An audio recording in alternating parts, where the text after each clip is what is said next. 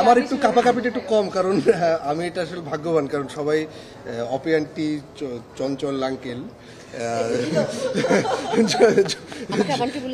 মানে জয়া আমাকে কিন্তু জয়া বলে। হ্যাঁ, আমারও নাম ধরে ডাকে, কিন্তু এখন বলছে আঙ্কেল। মানে একটু তারিক আঙ্কেল, দিনার আঙ্কেল, তারিম আঙ্কেল, সবাই সাথে আঙ্কেল বলে দাদু বলে তারিক দাদু, তারিক দাদু।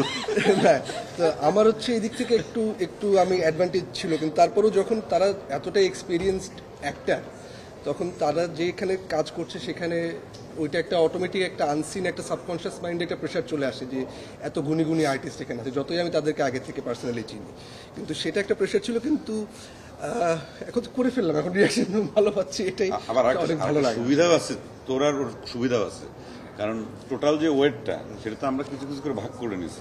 আমাদের কাঁধে ওয়েটটাও কম ছিল, তার মানে তোমাদের উপর একটু, কিন্তু যতটুকু ছিল তোমরা তাতেই তোমাদের 4-6 হয়ে গেছে। এইটাই আসলে বলতে গেলে একটা কথাই, আসলে এটা এক লাইনেই হবে। কারণ যখন গল্পটা শুনলাম আমার কাছে মনে হচ্ছিল যে তানিম যেইভাবে আসলে দর্শকদের সাথে কানেক্ট করতে চাচ্ছিল, সেটা 2025 হোক, এটা গত বছরই হোক, যেটাই হোক না কেন, এই কানেকশনটা আসলে তৈরি করতে পেরেছে। তো সেইখানে আসলে আমরা কয়েকজন শুধু যোদ্ধা হিসেবে ছিলাম আর কি, যোদ্ধা সহযোদ্ধা এরকম ছিলাম, যে ওনার স্বপ্ন। এবং আমি ডেফিনেটলি একজনের কথা না বললেই না, সেটা হচ্ছে জাহিদ ভাই। হ্যাঁ, মানে উনি আসলে এত বেশি পুরা জায়গাটাকে, ওই আমার তো মনে হয় উনি আসলে 90 থেকে 25 পর্যন্ত আমাদের সবাইকে টেনে টেনে টেনে টেনে, মানে হি ওয়াজ দ্য, কি বলবো, হাব, দ্য কানেকশন হাব।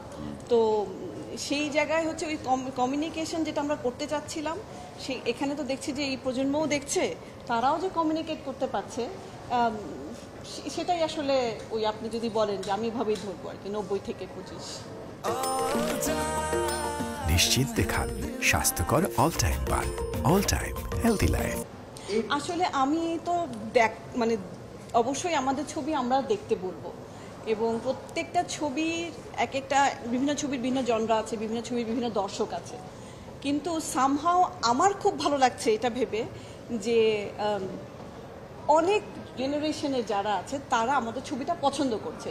যেমন আমি আস্তে আস্তে কৃষেন্দুকে বলছিলাম যে আমার বন্ধু বলছে যে দোস্ত, অনেক দিন পর মনে হলো যে একদম মানে আমাদের গল্প দেখলাম। ওর ছেলেকে আনতে চাচ্ছিল, তো আসলে আসতে রাজি হচ্ছিল না। তো ও তখন বেরিয়ে বলেছে যে অপিক আন্টিকে একটু মিস করেছি, হ্যাঁ, আর একটু পেলে ভালো হতো। কিন্তু ওর মাকে ধন্যবাদ জানালো যে মা, তুমি যদি আমাকে আজকে না নিয়ে আসতে, তোমরা আসলে কোন সময়টায় কত সুন্দর সহজ ছিলে, সেটাই যে এত বলো বকা দিয়ে আমাদের সময় এরকম হতো, ওইটা এই ছবিটা না দেখলে বুঝতে পারতাম না। তো আমার মনে হয় এইটাই আপনার প্রশ্নের উত্তর।